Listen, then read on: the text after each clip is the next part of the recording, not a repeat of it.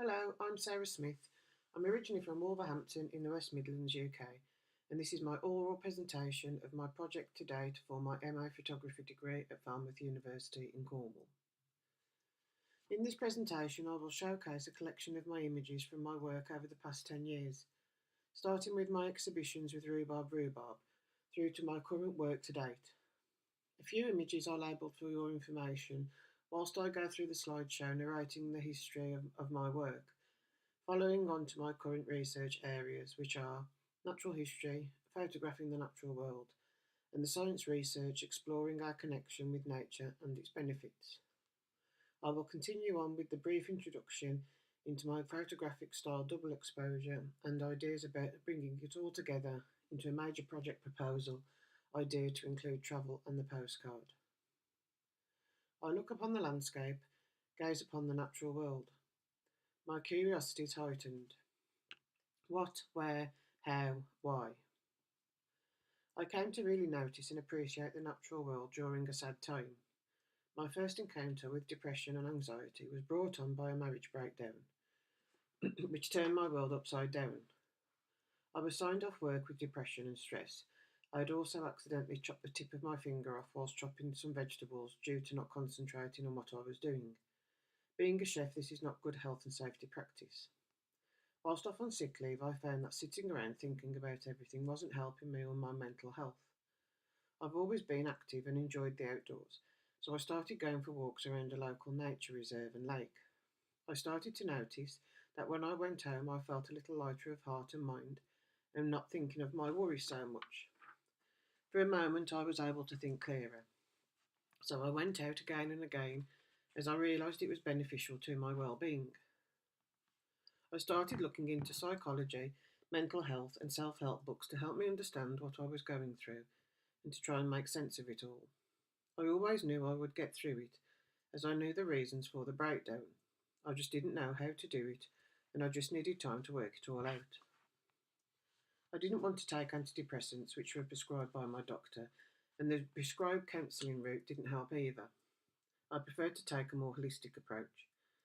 This suited my personality more, as I had already had an insight into this area, as my mum was interested in the holistic approach too. Whilst on sick leave, I can actually remember thinking and feeling guilty for being outside and going for leisurely walks. I thought if someone sees me, I'll get into trouble. It was my brother who said, "But being outside is helping you get better, so go be outside and get better." While sitting by the lake at Imley Hall Park in Dudley, I was so relaxed and absorbed in the moment that I didn't realise how still and quiet I must have become, because the next thing I know, I'm surrounded by wildlife. I was seeing it up close for the first time.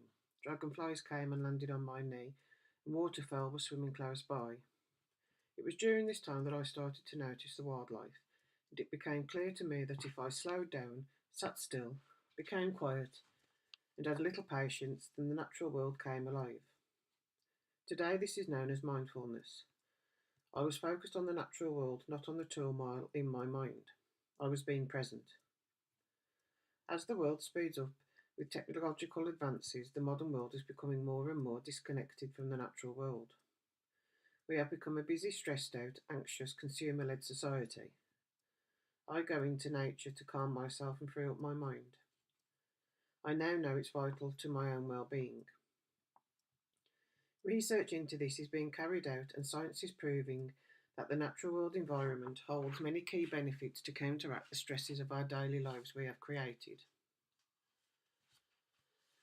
I first took pictures aged 7 years old of Brownie Camp. Since then, I've been documenting my life events using film camera, and later on, disposable came into play before digital. During this time of depression, I was introduced to digital photography. I wasn't up to date with how things had progressed from film to digital. A friend of mine showed me a digital camera. I was instantly hooked. I borrowed his camera and never looked back. It was a compact camera, but I was in love. It went everywhere with me, recording everything, much to everyone's annoyance.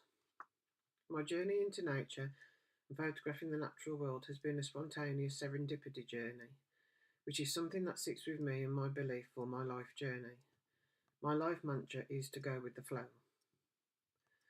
My story into photography, photographing the natural world, is a long story for a 10-minute presentation, so I will bullet point of key few key few moments. I gained technical ability and with friends and family gave me encouragement to go to a portfolio review session with Rhonda Wilson, MBE of Rhubarb International Photo Review Festival in Birmingham.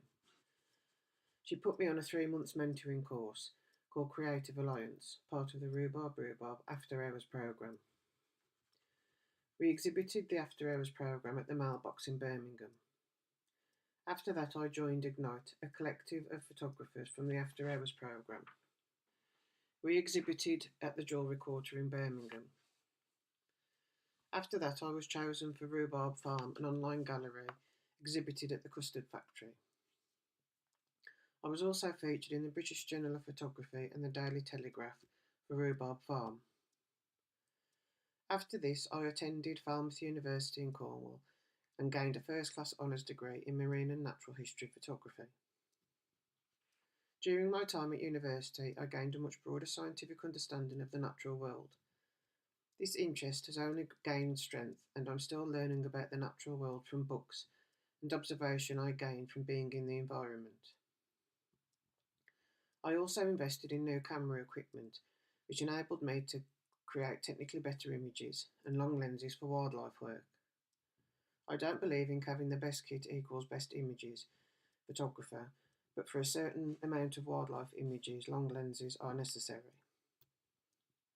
My past depression and anxiety experiences has reiterated the importance to me about going outside into nature and enjoying the pleasures it brings, alongside the knowledge found in the natural world.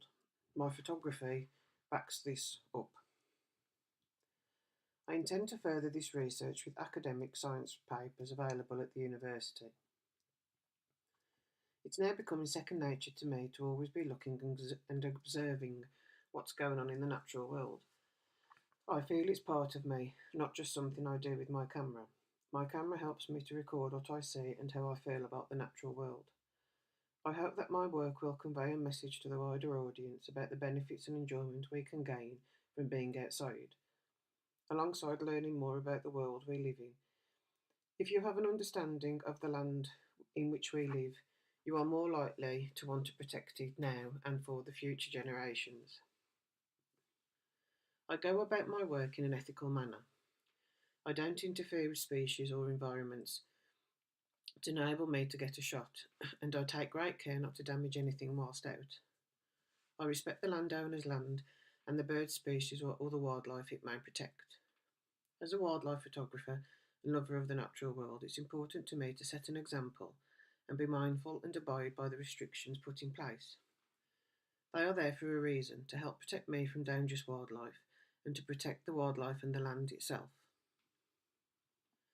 Another element of my work is my wanderlust spirit. I have moved around the country, mainly the southwest of England, with my work in hospitality. This kind of work enables me to work anywhere. It has been my ticket to my travels.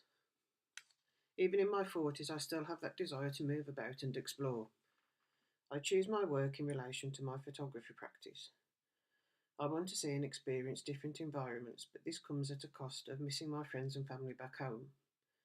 Loneliness can play a big part in my moving around, and this relates back to the depression and anxiety issues. As I'm aware of mental health, I purposely seek out peace and activities within nature to keep my mental health stable. Since moving around a lot, I work hard to keep the connection to my roots back home. A postcard is a picture we send back from our travels reflecting us.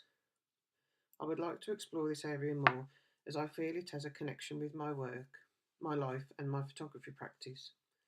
It's a symbol of my thoughts about missing home whilst on a journey. I'm trying to keep a connection with people I miss. On last week's assignment, we were given a brief from another peer, and it guided me to multiple image shot sequences, which I found exciting, so I will look into this style of photography. My objectives will be to explore the science research being done into health benefits that the natural world can bring, and how other photographers are using the natural world in their images, along with science and art, to inspire, educate and inform these topics. Thank you. for listening.